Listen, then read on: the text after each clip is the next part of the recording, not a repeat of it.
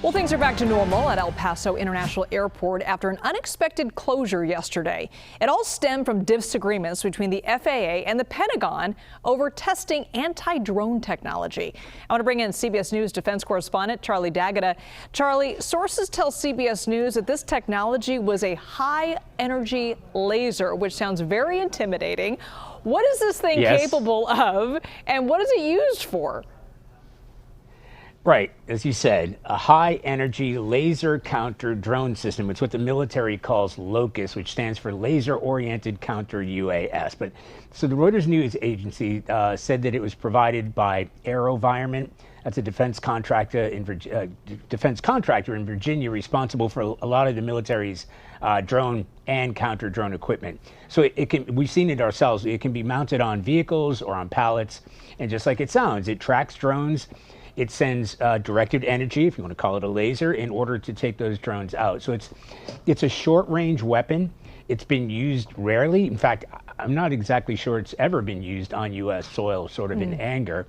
There are increasing needs for this kind of drone.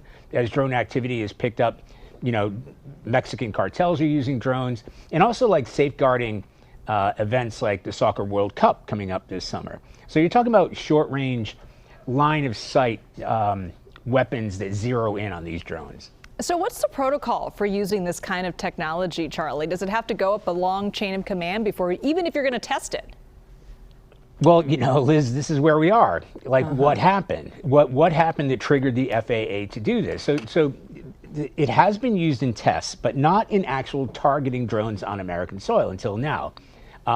Just like the system itself, the protocol for deploying it is in development. So sources tell me that the military, which is based at Fort Bliss, that's adjacent to the El Paso International Airport, they were planning to practice using this drone system to take drones down. And meetings were scheduled over the safety impact. But the Pentagon officials wanted to test this system sooner, stating that certain codes were already in effect and they were able to do that at certain facilities. This is where it gets murky. Is whether this laser was on loan from the DoD, Department of Defense, to Customs and Border Protection officers, when it was deployed, where it was deployed, and this is what triggered the FAA to shut down the airspace. At first for 10 days, which is huge, but then abruptly lifted it when it's deemed that there was kind of like little or no threat at all.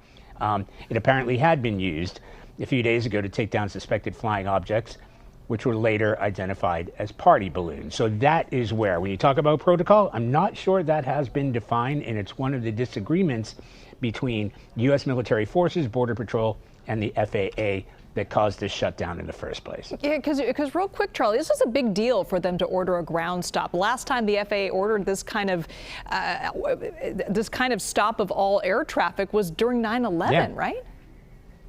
9/11, you know, you can't emphasize that enough, and this is how seriously the FAA has put it. And then also the reason that so many people at the White House, local politicians and national politicians said, well, wait a minute, you can't do that. You can't shut down that area. It's a very busy airport. It's an international airport.